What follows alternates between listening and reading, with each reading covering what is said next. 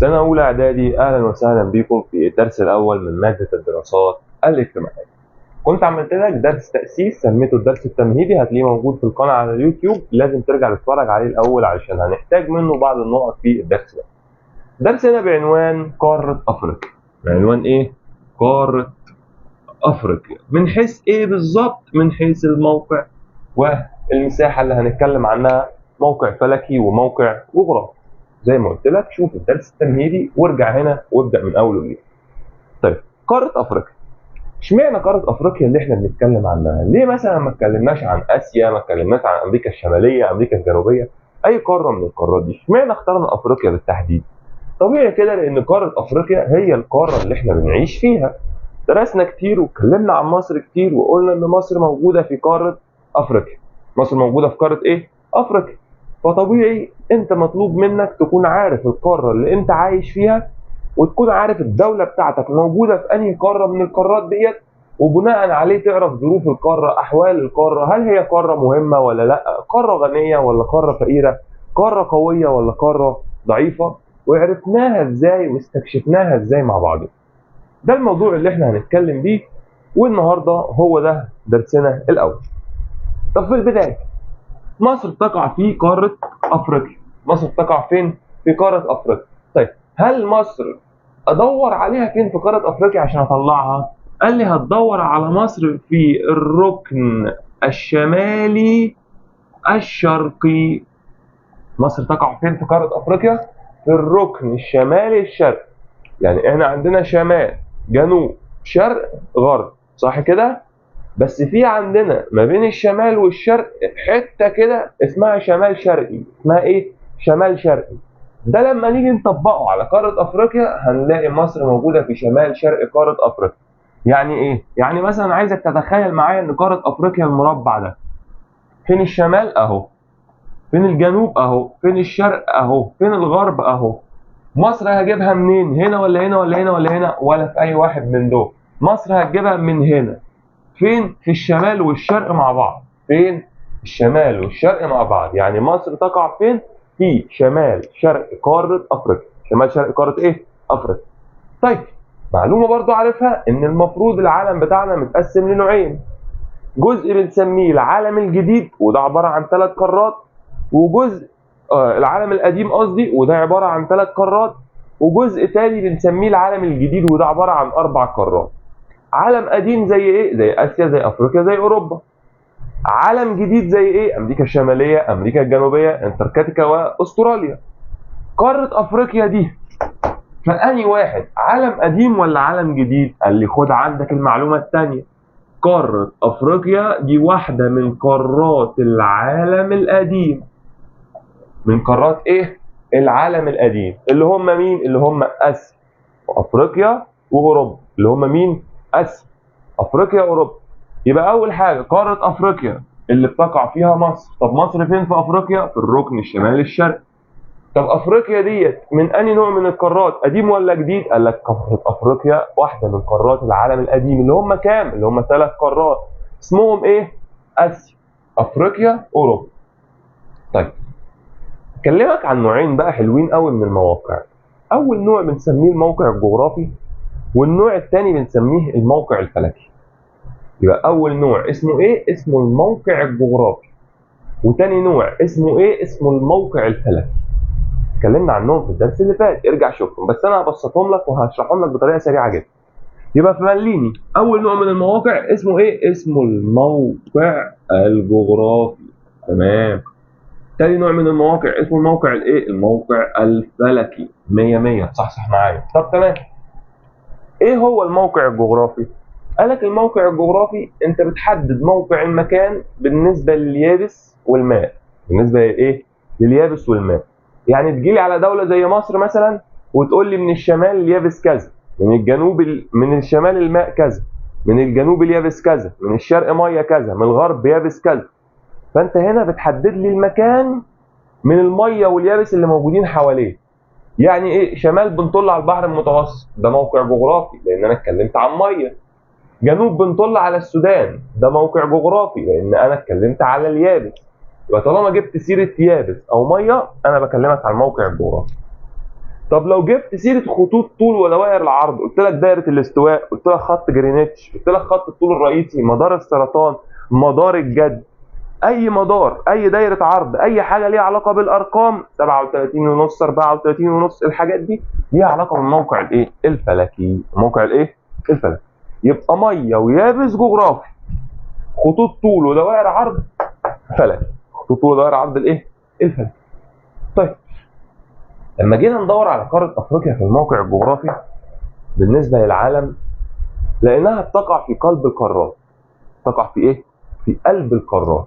يعني عندنا قارات من الشرق، وقارات في الغرب، وقارات في الشمال، وقارات في الجنوب. افريقيا فين؟ افريقيا في النص. افريقيا فين؟ افريقيا في النص ما بين القارات دي كلها، في قلب العالم كله. طيب غير كده وكده، هل القاره دي كبيره؟ قال لك دي كبيره جدا. ايه الدليل على كده؟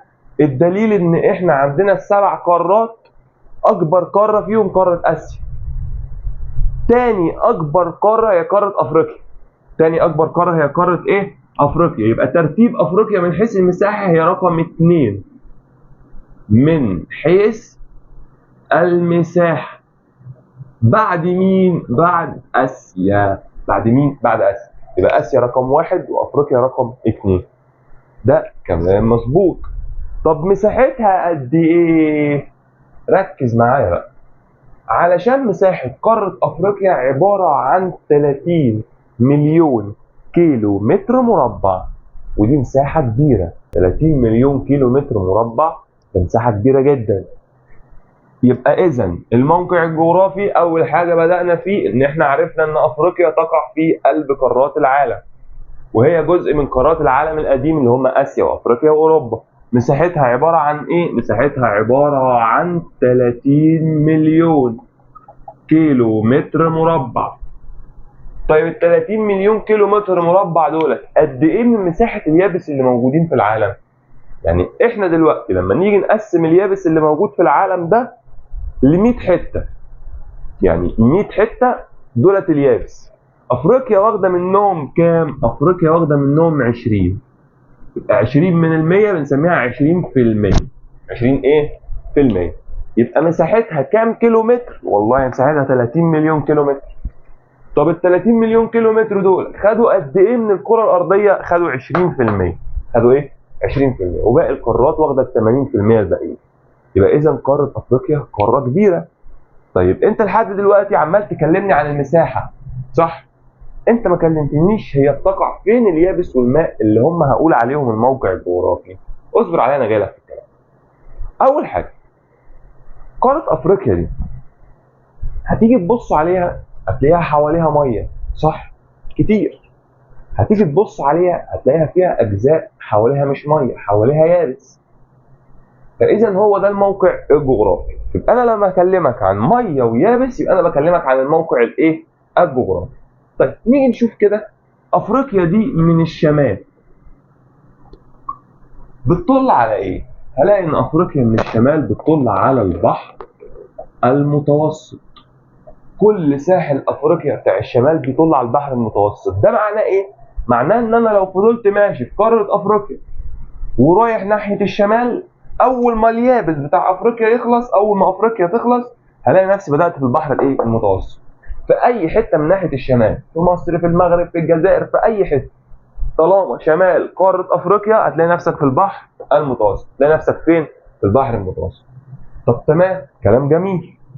البحر المتوسط ده بيفصل ما بين افريقيا ومين؟ هلاقيه بيفصل ما بين افريقيا واوروبا. افريقيا وايه؟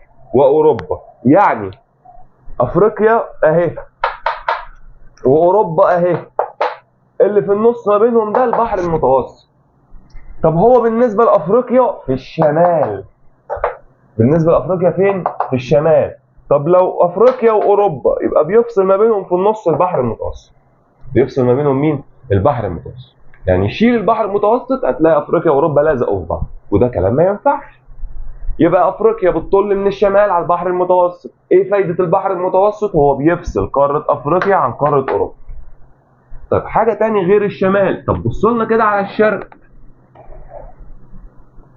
في الشرق لقينا حاجتين، اول حاجه هي البحر الاحمر، تمام، والمحيط الهندي. المحيط الايه؟ الهندي. ودولت اسامي جبناهم منين؟ جبناهم من الدرس ده. والمحيط الهندي، تمام. يبقى انا لو مشيت في قاره افريقيا من ناحيه الشرق اهو، احنا بنمشي خطوه خطوه، ماشي رايح ناحيه الشرق، اما ان انا هلاقي البحر الاحمر لو انا موجود قريب من افريقيا من فوق، طب لو نزلت افريقيا من تحت من ناحيه الجنوب هتلاقي المحيط الهندي. المحيط الايه؟ الهندي. طيب دول ايه اهميتهم؟ دول اللي بيفصلوا قاره افريقيا عن اسيا. افريقيا عن ايه؟ عن اسيا. يعني افريقيا فعلا واقفه ايه في النص، وباقي القارات موجودين حواليها. شمال اوروبا، شرق اسيا. طيب نسيب الشرق ونروح كده نبص بص على الغرب. نبص بص على مين؟ على الغرب. لما مشينا في قاره افريقيا ناحيه الغرب لقينا نفسنا بنوصل للمحيط الاطلنطي. للمحيط المين؟ الاطلنطي. وده بيفصلها عن مين؟ ايه اهميته؟ المحيط الاطلنطي لقيناه بيفصل افريقيا عن امريكا الشماليه وامريكا الجنوبيه. الشماليه والايه؟ والجنوبيه. يبقى اذا افريقيا اهي شمال بحر المتوسط وده بيفصلها عن اوروبا، شرق بحر احمر ومحيط هندي ودول بيفصلوها عن اسيا، غرب محيط اطلنطي وده بيفصلها عن امريكا الشماليه وامريكا الجنوبيه. يعني افريقيا اهي، امريكا الشماليه وامريكا الجنوبيه هم اللي في النص بيفصل ما بينهم بيخليهم ما يلمسوش بعض، هو المحيط الايه؟ الاطلنطي. هو المحيط الاطلنطي. طب تمام. افريقيا دي بقى هل هي بعيده عن القارات دي في كل الحالات ولا في حتت معينه بتقرب منهم؟ يعني ايه؟ يعني دلوقتي افريقيا ماشي يا عم، ماشي من الشرق بعيده عن اسيا عن طريق البحر الاحمر والمحيط الهندي. طب امتى افريقيا هتقرب من اسيا؟ طب هل ممكن افريقيا تلمس اسيا؟ يعني دلوقتي البحر الاحمر اهو مخلي افريقيا بعيده عن اسيا. طب فين ممكن نلاقيهم قربوا من بعض؟ طب فين ممكن نلاقيهم لمسوا بعض اساسا؟ ده الموضوع مهم جدا برضو عندنا. ايه هو؟ هلاقي ان ماشي اسيا بتتفصل عن افريقيا في البحر الاحمر والمحيط الهندي، بس في نقطه خطيره جدا. ايه هي؟ قال لك ان اسيا بتقرب من افريقيا، بتقرب بس ما بتلمس. يعني اهو قربنا قوي بس ما لمسناش، حته ضيقه. يعني الارض بتاعت اسيا والارض بتاعت افريقيا قريبين قوي من بعض لدرجه ان المسافه ما بينهم ضيقه. طيب المسافه الضيقه دي سميناها ايه؟ سميناها مضيق باب المندب. مضيق ايه؟ باب المندب. يعني المنطقه اللي اسيا وافريقيا بيقربوا من بعض، بيقربوا بس ما بيلمسوش. فين؟ في مضيق باب المندب. طب بيقربوا وبيلمسوا فين؟ ده بقى في الحته المهمه عندنا وهي سيناء، شبه جزيره سيناء اللي موجوده عندنا في مصر. يبقى البحر الاحمر والمحيط الهندي بيمنعوا افريقيا ان هي تلمس اسيا، لكن جينا عند محطه معينه في البحر الاحمر من تحت خالص، حته ضيقه كده سميناها مضيق باب المندب. دي اللي بتقرب بس ما بتلمس ما بين اسيا وافريقيا. تمام.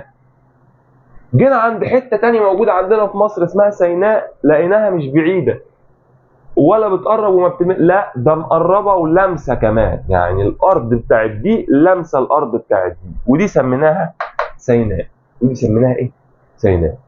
طب اشمعنى سيناء اللي بنتكلم عنها قوي قوي كده ومتحمسين ليها بشكل كبير قوي؟ هقول لك. انا دلوقتي انا تاجر من اسيا. تاجر منين؟ من اسيا. والله معايا شويه بضايع زمان بقى في العالم القديم، معايا شويه بضايع وعايز اخدهم من اسيا اوديهم على افريقيا. عايز اخدهم من اسيا اوديهم على فين؟ على افريقيا. هنقول مثلا ان دي افريقيا ودي مثلا دي اسيا مثلا، ونقول ان دي افريقيا.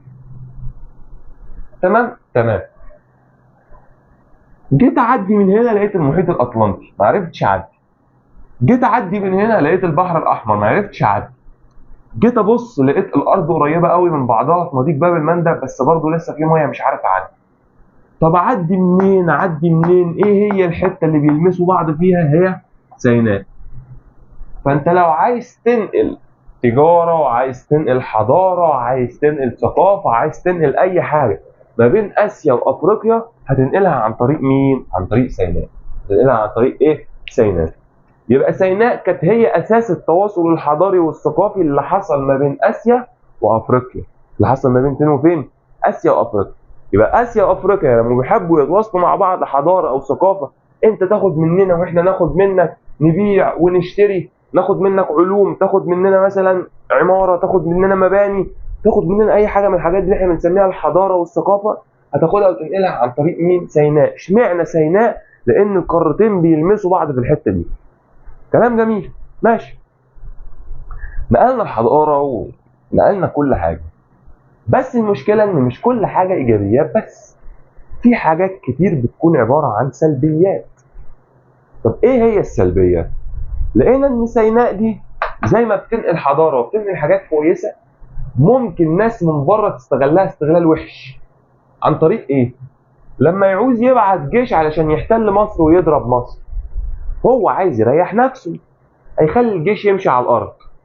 طب الجيش لو جاي من ناحيه البحر الاحمر هيحتاج سفن، فمش هينفع. لو جاي من ناحيه المحيط الاطلنطي الكلام ما ينفعش. فايه اسهل طريق تبعت بيه حمله عسكريه وتبعت بيه جيش يحتل مصر؟ كان عن طريق سيناء. كان عن طريق ايه؟ سيناء. زي ما شفنا الهكسوس، زي ما شفنا اسرائيل في حرب 73، زي ما شفنا حاجات كتير جدا وحملات عسكريه كتير جت مصر من ناحيه سيناء وعملت لمصر مشاكل كتير جدا.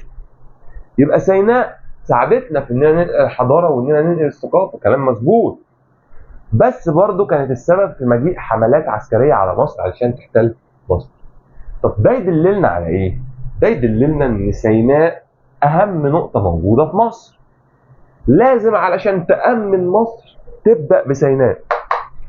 أمن سيناء ديت تلاقي نفسك أمنت مصر كلها. تلاقي نفسك أمنت إيه؟ مصر كلها. فده مجال مهم جدا لازم نهتم بيه. يبقى إذن لو عايزين نتواصل مع حد أسهل نقطة نتواصل من سيناء. طب لو عايزين ندافع عن مصر ونحمي مصر من أي خطر خارجي ممكن يجي من بره، لازم تحمي أول حاجة سيناء وتمنع أي مشكلة ممكن تجي لنا عن طريق سيناء. طب ده بالنسبة لآسيا وأفريقيا.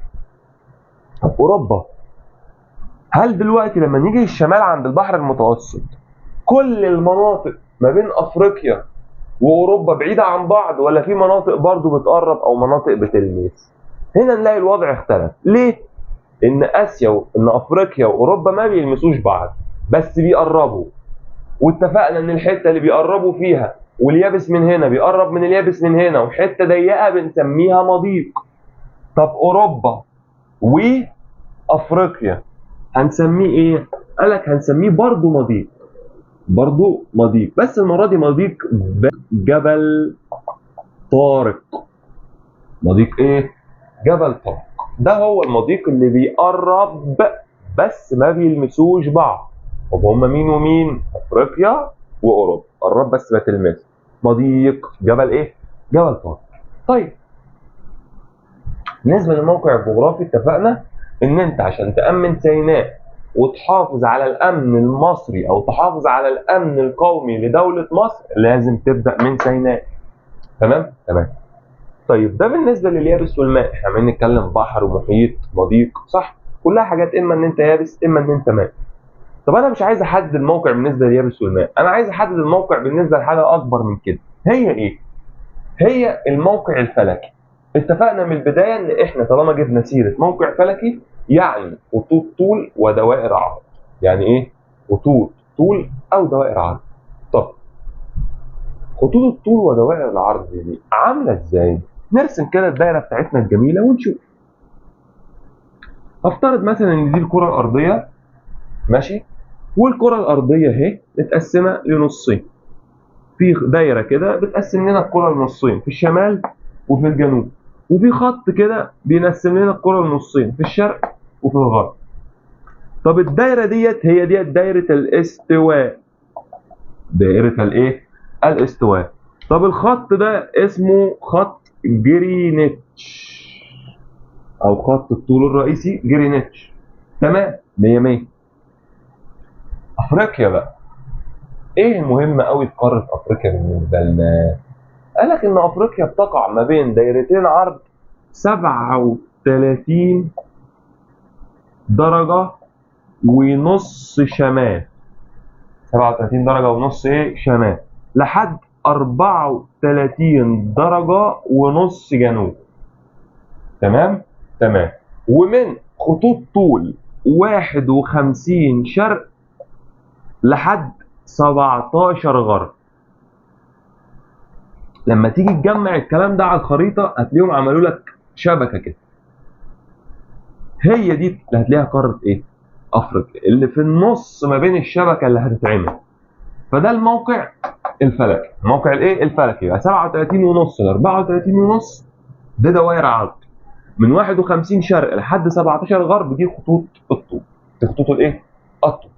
طيب افريقيا دي بقى لما نيجي نبص على دوائر العرض اللي فيها هنلاقي بيعدي فيها كام دايره عرض؟ ركز معايا قوي قوي قوي قوي في الحته دي، لان افريقيا بيعدي فيها حوالي 70 دايره عرض. يعدي فيها حوالي كام دايره عرض؟ 70. يعني في 70 دايره عرض بتعدي من قاره افريقيا. اشهر ثلاثه من ال70 دولت هي دايره الاستواء ومدار السرطان ومدار الجد.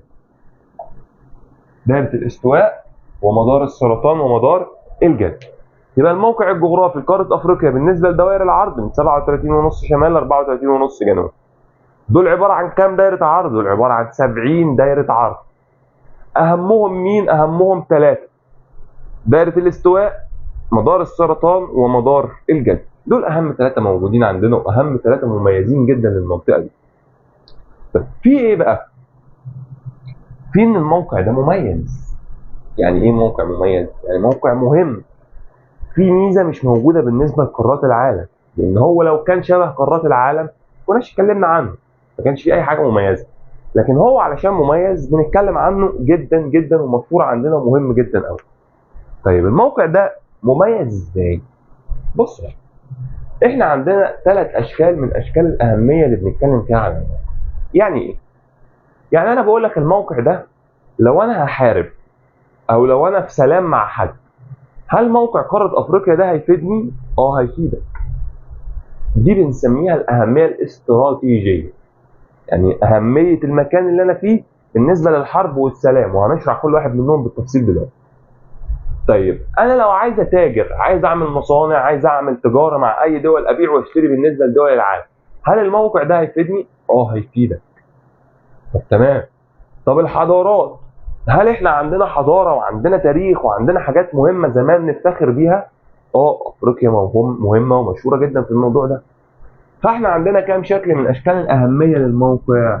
رقم واحد اهميه استراتيجيه. اهميه ايه؟ استراتيجيه.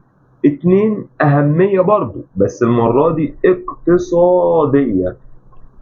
تلاتة اهميه بس المره دي اهميه حضاريه.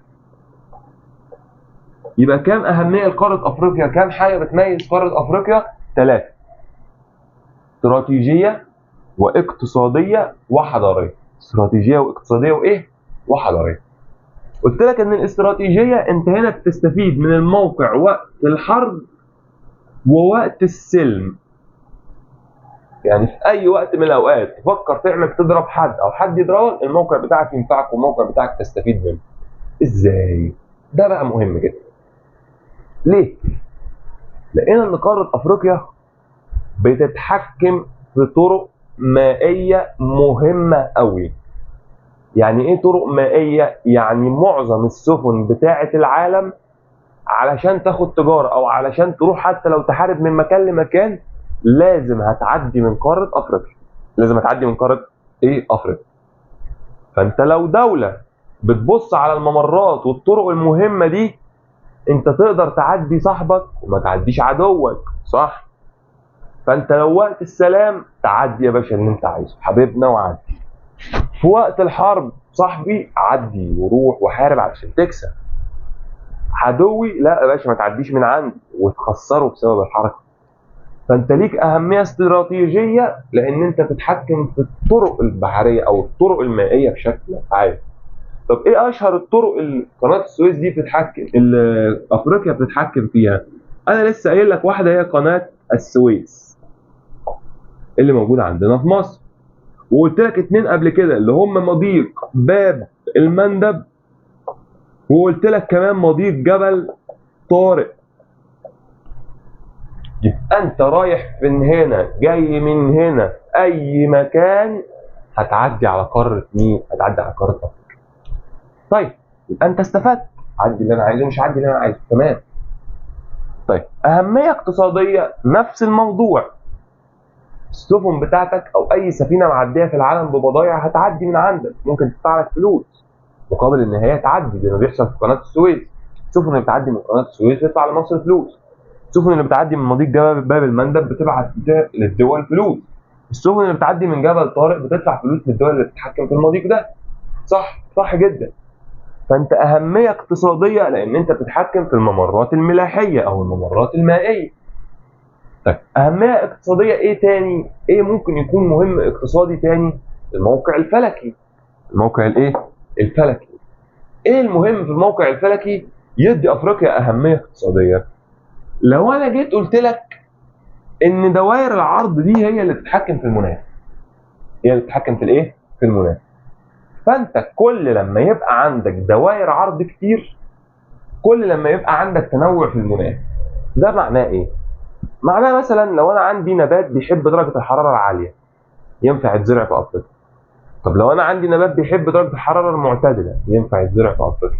كلام جميل ما فيهوش اي مشكله.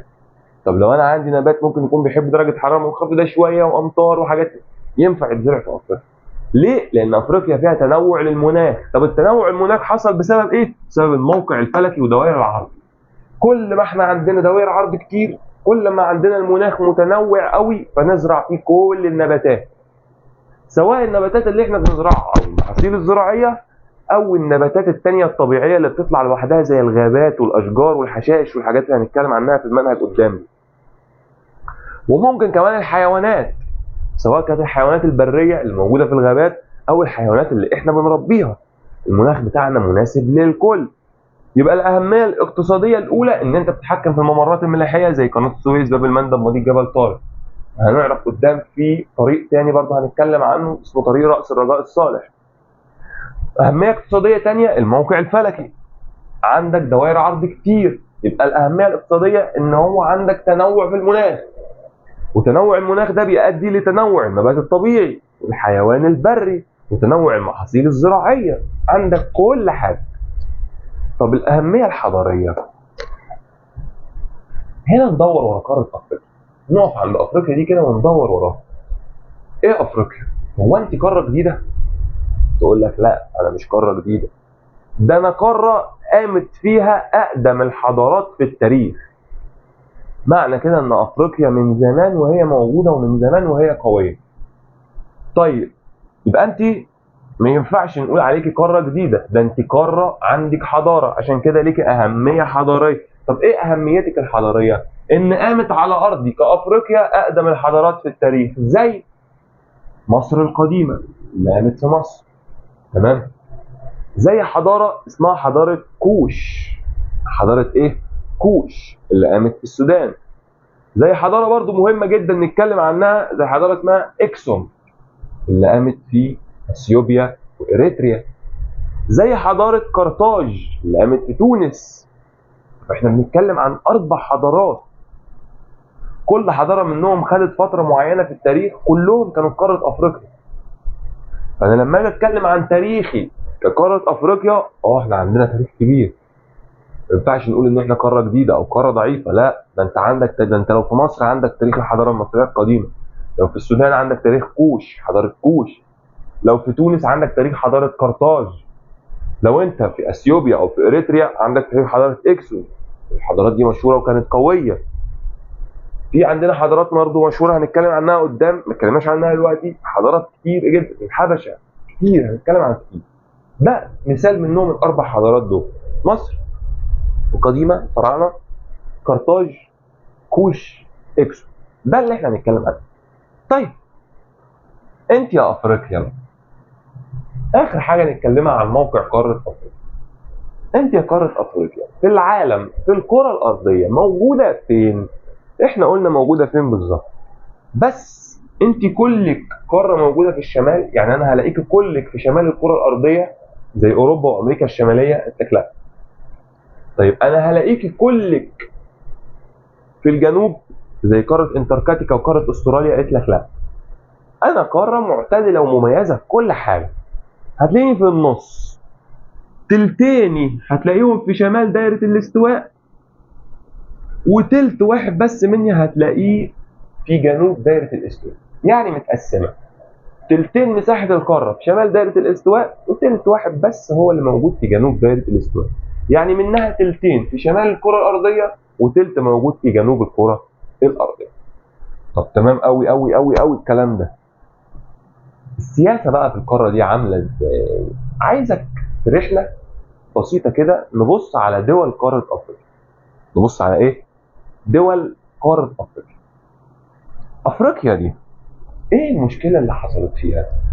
احكي لك قصه دلوقتي، يعني حاجه بهدلت قاره افريقيا. ايه هي؟ قاره افريقيا قاره مليانه ثروات ومليانه خيرات، فيها كل مصادر الطاقه، فيها كل اشكال المعادن، ذهب، حديد، فضه، نحاس، كل حاجه وكل الخيرات والاراضي الزراعيه وكل حاجه تلاقيها موجوده في قاره افريقيا. طيب انت بتقول لي في كل الخيرات ومن شويه بتقول لي فيها مشاكل، طب ازاي الناس عندها الخيرات دي كلها يبقى عندها مشاكل؟ تكتشف ان كل الخيرات دي مسروقه. كل الخيرات دي ايه؟ مسروقه. مش افريقيا اللي سرقتها، لا، ده دول تانية هي اللي سرقتها من افريقيا. طب السرقه دي سميناها ايه؟ سميناها الاستعمار. سميناها الايه؟ الاستعمار، اللي هو الاحتلال. الاستعمار او الايه؟ او الاحتلال. الاستعمار دلوقتي شاف قاره افريقيا قاره قويه، جه احتلها. جه عمل فيها ايه؟ احتلها. طب بعد ما احتلها وسرق اللي عايز يسرقه يسيبها؟ قال لك لا، انا هعمل في افريقيا حته دين حركه تخليني ضامن ان اقعد طول حياتي اسرق فيها، والناس بتاعتها ما تعرفش تقاومني، ما تعرفش تطلعني. يعني الدول المستعمره حراميه، واجبرت قاره افريقيا ان هي تبقى ضعيفه عشان ما تقدرش تطرد الحراميه اللي هم الدول المستعمره اللي استعمرتها، اللي هنعرف هم مين كمان شويه. طب هتعمل ايه؟ دلوقتي لو انت مثلا في خناقه، تمام، وانت قدام مجموعه كبيره من الناس، ايه الافضل؟ ان انت تروح تضرب الناس الكتير لوحدك، ولا انت تلم الناس كلها وتروح علشان تضربهم؟ تلم الناس كلها وتروح علشان تضربهم. تمام. طب ايه الافضل؟ انك انت تمسك واحد واحد تضربه، ولا تمسكهم كلهم تضربهم مره واحده؟ ها، ايه رايك؟ لا، امسك واحد واحد، لان انا لو رحت لهم عشان امسكهم كلهم يضربوني. لكن انا لو مسكت واحد واحد انا كده 100 100 وهعرف اضربهم كلهم. ده بالظبط اللي عمله الاستعمار. الاستعمار قال لك انا لو رحت هجمت على قاره افريقيا وهي حاجه واحده هتموتني، فلازم افرقهم علشان اعرف امسكهم واحد واحد كده، اتسلى عليهم واحتلهم براحتي واسرقهم براحتي. فهنلاقي ان الخريطه السياسيه بتاعت قاره افريقيا بتشمل 54 دوله. 54 دوله. طب ليه يا عم القاره دي متقسمه للدول الكتير قوي دي؟ قلت لك ايه؟ قلت لك بسبب الاستعمار. بسبب الايه؟ الاستعمار. يبقى ايه السبب اللي خلى قاره افريقيا تتقسم للعدد الكبير قوي ده من الدول؟ بسبب الاستعمار. طب الاستعمار قسمها ليه؟ الاستعمار قسمها علشان ينهب خيراتها، يسرق خيراتها، ويستغل الثروات بتاعتها، المعادن والمصادر الطاقه اللي عندها، استغلها لصالح انا، لحسابي انا، والناس ما تعرفش عنهم حاجه، ما تاخدش منهم حاجه، وعشان يبقى سهل ان انا اسيطر عليها. انا لو رحت اسيطر عليهم كلهم، اضربهم كلهم مره واحده، مش هعرف. لكن لو قسمتهم ل 54 دوله هعرف اسيطر عليهم براحتي وبسهوله قوي قوي قوي. وده بالفعل اللي حصل، ونجح الاستعمار في كده. يعني فتت افريقيا، سيطر عليها واحده واحده، سرق الخيرات بتاعتها وسرق كل الثروات اللي موجوده عنده. عشان كده بقول لك افريقيا ثروات وخيرات بس فقير، ثروات وخيرات بس ضعيفه، بسبب الايه؟ بسبب الاستعمار. تمام؟ هنا دلوقتي نشوف مصر دي بقى في قارة افريقيا بتعمل ايه؟ القصة دلوقتي بتقول عندنا ان بعض الدول او كل الدول الافريقية تقريبا قررت ان هي تتحد مع بعضها مرة ثانية. تعمل اتحاد يجمع الدول الافريقية اللي كان فرقها الاستعمار من شوية زي ما شفنا ال 54 دولة. فقامت الدول الافريقية وعملت لنا حاجة اسمها الاتحاد الافريقي. وفيه الدول الافريقية. طبعا الاتحاد الافريقي بالنسبة لمصر مش هيبقى حاجة عادية. ازاي؟ اشمعنى؟ لان مصر دولة قوية، وفي نفس الوقت مصر دولة ليها تأثير ومن أقدم الدول اللي موجودة في العالم وموجودة كمان في أفريقيا. فلازم القوة والسياسة والاقتصاد في الاتحاد الأفريقي لازم تتأثر بمصر. طب مصر عايز تعمل إيه؟ مصر عايزة تحقق التواصل. تحقق الإيه؟ التواصل. نتواصل ما بيننا وما بين بعضينا كدول أفريقية، ما يبقاش كل دولة لوحدها متفرقة عن الثانية. لا، نتواصل ونتعاون ونتحد مع بعض. طيب هنتواصل ليه؟ هنتواصل بهدف تحقيق حاجة اسمها التنمية المستدامة. التنمية الايه؟ المستدامة. يعني ننمو، بس مش ننمو وقت ونقع تاني، لا، ده احنا ننمو دايما. نفضل دايما ننمو، ونفضل دايما اقوياء، ونفضل دايما بنتطور، وكل يوم نكون احسن من اليوم اللي قبليه. فده مصر في دور مصر في الاتحاد الافريقي. وعلشان الدور القوي قوي ده جه في الاجتماع بتاع الاتحاد الافريقي في سنة 2019 انتخبت مصر هي تكون رئيسة الاتحاد الافريقي. تم انتخاب مصر ان هي تكون ايه؟ رئيس الاتحاد الافريقي. يعني كل دول افريقيا لما اتحدوا مع بعض، مصر في 2019 تم انتخابها تكون رئيس كل الاتحاد ده، واللي بتشرف على الاتحاد ده والتواصل اللي فيه علشان كلنا نوصل لهدف مهم جدا، وهو التنمية الايه؟ المستدامة. التنمية المستدامة. والكلام دوت كان طبعا في عهد الرئيس عبد الفتاح السيسي زي ما شفنا وزي ما عشنا كلنا. حققنا العلاقات وحققنا التواصل وبدأنا في مشروع التنمية المستدامة. تمام. قارة أفريقيا دي بقى اكتشفناها ازاي؟ وصلنا ازاي اننا نعرف ان في قارة اسمها قارة أفريقيا، وفي دول موجودة في قارة أفريقيا، وحضارات موجودة في قارة أفريقيا؟ ركز بقى قوي قوي قوي قوي. ليه؟ لأن احنا هنقسم تاريخ قارة أفريقيا لثلاث فترات. أول حاجة في التاريخ القديم، بعد كده في التاريخ اللي هو بنسميه العصور الوسطى أيام الدولة الإسلامية، بعد كده التاريخ بتاع العصور الحديثة اللي احنا عايشين فيها أو اللي قريبة مننا بشكل كبير. طيب التاريخ القديم أكيد 100% لازم نتكلم عن الحضارة المصرية القديمة. الحضارة المصرية الإيه؟ القديمة. وطالما هنتكلم عن الحضارة المصرية القديمة يبقى صح ولا غلط؟ مصر كان ليها دور في اكتشاف قارة أفريقيا؟ صح. مصر كان ليها دور في اكتشاف قارة إيه؟ أفريقيا. إيه دليلي على الكلام ده؟ إيه الدليل بتاعي اللي أنا هقدمه لك عشان أثبت لك إن الكلام بتاعي ده صح؟ أول حاجة إن أقدم رحلة يعملها شخص اسمه رحال. رحال يعني إيه؟ يعني هو اللي بيلف العالم وبيكتشف العالم وبيكتشف الكوكب اللي إحنا عايشين فيه ده.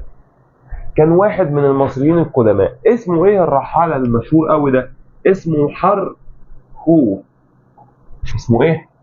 حرخو. ده واحد من المصريين القدماء، وأقدم واحد من المصريين القدماء يعمل رحلات ويتجه فيها ناحية الجنوب، يتحرك من مصر وينزل للجنوب علشان يكتشف من خلالها قارة أفريقيا. يكتشف من خلالها قارة إيه؟ أفريقيا.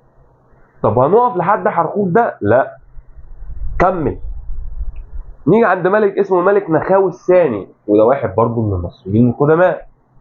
عمل إيه نخاوي الثاني ده؟ عمل رحلة تتحرك من البحر الأحمر للبحر المتوسط. طب إيه الغريب في كده؟ ما إحنا كل يوم في رحلات بتتحرك من البحر الأحمر للبحر المتوسط. لا، ده رحلته هتخرج من البحر الأحمر، تلف حوالين قارة أفريقيا، وتخش البحر المتوسط من مضيق جبل طارق من فوق. يعني بص، البحر الأحمر والبحر المتوسط أهو. لا، إحنا مش هنمشي كده، إحنا ننزل تحت نلف لفة كاملة حوالين أفريقيا، ونرجع مصر من البحر المتوسط الناحية التانية من عند مضيق جبل طارق. الرحلة دي يا شباب استمرت لمدة 3 سنين. استمرت لمدة إيه؟ 3 سنين. قدرت ان هي تستكشف السواحل بتاعت قاره افريقيا، وصلت لمناطق اسمها مناطق القرن الافريقي، وصلت لمناطق مشهوره جدا في غرب قاره افريقيا، فاكتشفت لنا مناطق كتير جدا ومناطق كبيره قوي قوي قوي. جينا بعد كده في سنه 1839 عند شخص اسمه محمد علي باشا، ده كان بيحكم مصر.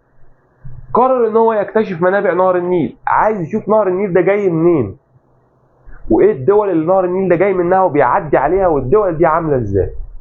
فعلا عمل رحله علشان يكتشف منابع نهر النيل في سنه 1839، ونجح ان هو يوصل لحد جنوب السودان، ووصل لجزء من منابع نهر النيل. وايه الدليل على كده؟ الدليل على ان الراجل ده ساب لنا خريطه مرسومه لحد النيل كله لحد جنوب السودان.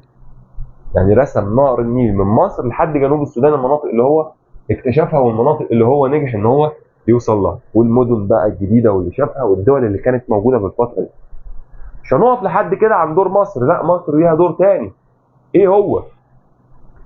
حفيد محمد علي اللي هو اسمه الخديوي اسماعيل جه مسك حكم مصر هو كمان، وعمل برضه رحلات عشان يكتشف منابع نهر النيل، بس الراجل ده وصل لها لبعيد قوي. اكتشف منابع نهر النيل، ووصل عند دايرة الاستواء، واكتشف الأساسات اللي جاي منها نهر النيل ذات نفسه. ووصل حكم الخديوي إسماعيل ده لجنوب دايرة الاستواء. يعني مصر في شمال دايرة الاستواء، ده تنه يكتشف ويوصل ليحكم لحد ما وصل لجنوب دايرة الاستواء. فإنجاز كبير جدا وإنجاز عظيم قوي وصل له الخديوي إسماعيل. يبقى إذا إسهامات مصر في اكتشاف قارة أفريقيا، احنا اتكلمنا عن 4 نقط مهمين. الرحال المصري القديم اللي اسمه حرخوف اللي عمل رحلة واتجه ناحية الجنوب. الملك المصري اللي اسمه نخاوي الثاني اللي عمل رحلة اتحركت من البحر الأحمر ولفت لفة كاملة حوالين قارة أفريقيا، ورجعت مصر من مضيق جبل طارق عن طريق البحر المتوسط، ورحلة استمرت لمدة 3 سنين، اكتشف القرن الأفريقي واكتشف سواحل أفريقيا والمدن اللي موجودة في غرب قارة أفريقيا. في 1839 المحاولة الثالثة وهي محاولة محمد علي، اتجه برضه ناحية الجنوب عشان يكتشف منابع نهر النيل، ووصل لحد جنوب السودان وساب لنا خريطة بكده.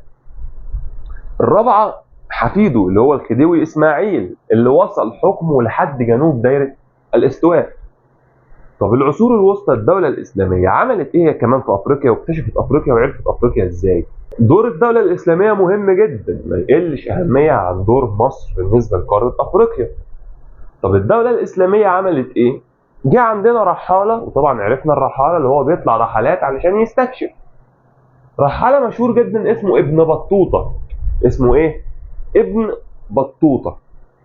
الرحالة ابن بطوطة ده عمل رحلات واستكشف أفريقيا سواء من ناحية الشمال أو من ناحية الغرب، ودي مناطق كانت جديدة بالنسبة لهم. وكمان عدى الصحراء الكبرى من الشمال لحد الجنوب، شاف الصحراء الكبرى راح مخترقة كلها معديها من الشمال للجنوب، واكتشف مناطق كتير جدا موجودة في قارة أفريقيا. يبقى ابن بطوطة عمل إيه؟ ابن بطوطة عمل رحلات في شمال وغرب قارة أفريقيا، وقطع عدى الصحراء الكبرى من الشمال للجنوب. الصحراء الكبرى كبيرة، ده حتى اسمها الكبرى كبيرة، فمعنى انه يعديها ويستكشفها ويوصل لممالك مشهورة جدا ومدن هناك زي مدينة مالي او الحتت دي حتت انجاز كبير جدا. جه عندنا رحالة تاني اسمه المسعودي برضه. ده عمل ايه؟ ده واحد من الناس اللي برضه اللي زارت افريقيا، من اوائل الناس العرب اللي زاروا افريقيا واتكلموا عنها وسجل كتابات عنها والاكتشافات اللي وصل لها والمدن والناس اللي موجوده هناك. مش بس كده، ده احنا قبل كمان ده كان في رحلات تجاريه اصلا بتيجي لقاره افريقيا من عند العرب او من عند المسلمين من الناحيه الثانيه في اسيا، وصلت الحبشه، وصلت السودان، تمام، وصلت لمناطق كتير قوي. فاذا العرب كانوا مشاركين ان هم يكتشفوا قاره افريقيا بشكل كبير جدا. طيب في برضه مناطق مهمه جدا، اكتشفنا ان في شرق قاره افريقيا ممالك اسلاميه، وغرب قاره افريقيا في ممالك اسلاميه. يعني العرب ساهموا ان هم يكتشفوا الشرق والغرب ويعملوا ممالك كمان، ممالك يعني دول، ياسسوا دول قويه في افريقيا. زي طبعا اشهر دوله تاسست في افريقيا من الدوله الاسلاميه دوله المماليك. فده كله مهم جدا جدا جدا، وانجازات عملها العرب في قاره افريقيا. يعني زي قلنا رحله ابن بطوطه في الشرق، في الشمال، قصدي في الشمال وفي الغرب، وقطع الصحراء الكبرى من الشمال لحد الجنوب، والمسعودي اللي كان من اوائل الناس اللي زارت افريقيا وكتبت عنها. وبعد كده التجار المسلمين او الرحلات التجاريه المسلمين اللي وصلت الحبشه ووصلت السودان ووصلت مناطق كتير جدا. وبعد كده كمان كان عندنا ممالك اسلاميه موجوده في الغرب وممالك اسلاميه موجوده في الشرق، فالمسلمين شاركوا. تمام جدا. امتى تحصل المشكله؟ انا لحد دلوقتي كلمتك عن افريقيا مفيش اي مشاكل، صح؟ صح. مشكله هتظهر امتى؟ مشكله هتظهر مع ظهور ناس اسمهم الاوروبيين. ناس اسمهم ايه؟ الاوروبيين. الاوروبيين زيهم زي العرب زي المصريين القدماء، عايزين يعملوا اكتشافات ويكتشفوا قاره افريقيا ويكتشفوا مناطق جديده موجوده في العالم. بس هنا الهدف مختلف. الطريق واحد بس الهدف مختلف. طريق المصريين القدماء وطريق الدولة الإسلامية، إحنا هنكتشف قارة أفريقيا ونحاول إن إحنا نخليهم دول قوية، نعمل ممالك، نعمل مدن. طريق الأوروبيين إحنا هنكتشف قارة أفريقيا بس نحاول نستغلها ونستعمرها ونسرق خيراتها وننهب ثرواتها ونقسم الدول اللي موجودة فيها علشان نقدر نسيطر عليهم كلهم. يبقى مين اللي أضعف أفريقيا وقسمها زي ما كنت لسه بكلمك من شوية؟ هم الأوروبيون. هم مين؟ الأوروبيون. جه الأوروبيين وأولهم ناس اسمهم البرتغاليين اللي هم عايشين دلوقتي في دولة البرتغال، أيام ملك مشهور جدا اسمه هنري الملاح. أيام أمير مشهور جدا هناك اسمه إيه؟ هنري الملاح. هنري الملاح ده كان في القرن ال 15 الميلادي. قرروا البرتغاليين في وقت الراجل دوت ان هم يتعلموا من الكتابات اللي قالها المسلمين عن قاره افريقيا ويبداوا ان هم يروحوا قاره افريقيا ويبداوا ان هم يستكشفوها. طب تمام، انتوا رايحين هناك تعملوا ايه؟ احنا رايحين هناك كبرتغاليين لسه يعني الاستعمار مش فكره قوي. احنا عايزين نوصل للهند. نوصل ازاي؟ نوصل للهند. طيب هتوصلوا للهند ازاي؟ انت عشان توصل من اوروبا للهند لازم تعدي على قاره افريقيا. قال لك لا، احنا هنلف حوالين قاره افريقيا زي اللفه اللي عملها من شويه نخاو مع الاختلاف. يعني نخاو بدا من مصر من البحر الاحمر هيلف لحد جبل طارق، لا دول هيبداوا من جبل طارق ويلفوا بس مش هيخشوا البحر الاحمر، هيكملوا في المحيط الهندي لحد ما يوصلوا للهند. فده جزء من الاستكشافات اللي عملها الاوروبيون او اللي عملها البرتغاليين في قاره افريقيا ايام الامير هنري الملاح في القرن ال 15. طيب هيعملوا ايه تاني؟ الطموح هيبدا يعلى. بدل ما احنا بنعدي بس، لا عايزين نقعد بقى كمان، نقعد شويه. تمام. مين هم البرتغاليين او الاوروبيين لحد دلوقتي؟ بس احنا لحد دلوقتي بنتكلم عن البرتغاليين لان لسه في ناس ثانيه جايه. فالبرتغاليين قرروا ان هم يسموا الطريق بتاعهم ده اللي احنا بنوصل فيه من اوروبا للهند طريق راس الرجاء الصالح اللي لسه كنت بكلمك عنه. طيب في طريق راس الرجاء الصالح دوت قال لك هنيجي على السواحل بتاعت قاره افريقيا ونعمل بعض المواني وبعض المراكز التجاريه، نعمل مواني للسفن بتاعتنا تقف فيها ومراكز تجاريه زي اسواق نبيع فيها البضائع بتاعتنا للناس الافريقيين دول. ماشي. اكتشفت طريق راس الرجاء الصالح، عملت مواني، عملت مراكز تجاريه. ايه عايز ايه تاني؟ قال لك احنا هنشارك شويه في اكتشاف منابع نهر النيل. ماشي، اكتشف يا عم منابع نهر النيل. ده فتح الباب قدام مين؟ ده فتح الباب قدام الدول التانية. عايز تعمل زي البرتغاليين، زي ما البرتغاليين ليهم مواني في افريقيا احنا كمان عايزين يبقى لينا مواني. البرتغاليين ليهم مراكز تجاريه في افريقيا وبيبيعوا للناس الافارقه وبيكسبوا، عايزين احنا كمان نبيع للناس الافارقه ونكسب. بيكتشفوا منابع نهر النيل، عايزين احنا كمان يا باشا نكتشف منابع نهر النيل ويبقى لينا نصيب في الانجاز ده. فتيجي دول زي هولندا وزي فرنسا وانجلترا، نبدا هنا بقى نبهدل الدنيا. اصبح الاربع دول بيتخانقوا على قاره افريقيا كانها ملكهم. كل دوله منهم شايفه انها تستحق قاره افريقيا. انجلترا عايزه اكبر حته من افريقيا، فرنسا عايزه الحته الاكبر، هولندا، البرتغال، كل الدول دي. من هنا بدا الاستعمار وبدا التقسيم وبدا السرقه وبدا نهب الخيرات اللي موجوده في قاره افريقيا. يبقى بدا امتى الاوروبيين يبصوا على قاره افريقيا؟ في القرن ال 15 البرتغاليين بالتحديد ايام الامير هنري الملاح. ليه؟ علشان يضمنوا طريقهم الى الهند عن طريق الالتفاف او الدوران حول قاره افريقيا. هيتسمى بطريق راس الرجاء الصالح. نبدا نعمل فيه مواني ونبدا نعمل فيه مراكز تجاريه. تمام. نبدا نحاول نكتشف، فنلفت انظار الدول الثانيه لافريقيا زي فرنسا وزي هولندا وانجلترا، فييجوا يتخانقوا على الاراضي ويتصارعوا على الارض، فيبدا الاستعمار. فنبدا نضعف الدول الافريقيه ونسرق خيراتها وننهب ثرواتها وناخد منها كل حاجه موجوده فيها، وده اللي بنسميه الاستعمار اللي بتعاني منه افريقيا الى وقتنا هذا. فبالرغم من ان قاره افريقيا كلها ثروات طبيعيه وكلها خيرات، الا انها قاره ضعيفه. ايه السبب؟ بسبب الاستعمار. بسبب مين؟ الاستعمار. طيب، ده كانت نهايه درسنا الاول اللي بنتكلم فيه عن قاره افريقيا. وانا مستر كريم عز. قناه اليوتيوب بتاعنا بينزل عليها دروس باستمرار بكل مراحل اعدادي كله، اولى وثانيه وثالثه دراسات اجتماعيه، ثانوي اولى وثانيه اولى وثانيه وثالثه ثانوي ماده التاريخ. بنحل مع بعض. جروبات الواتساب كلها هتلاقيها تحت الفيديو. خش في الجروب، انضم، ابعت لي رساله. اي مشكله عندك هرد عليك بشكل شخصي ونتابع معاك في كل حاجه لحد الاخر. بننزل فيديوهاتنا بشكل مجاني، بننزل فيديوهاتنا باستمرار. تيك توك بتنزل عليه اغاني الشرح. انا مستر كريم عز، والسلام عليكم ورحمه الله وبركاته.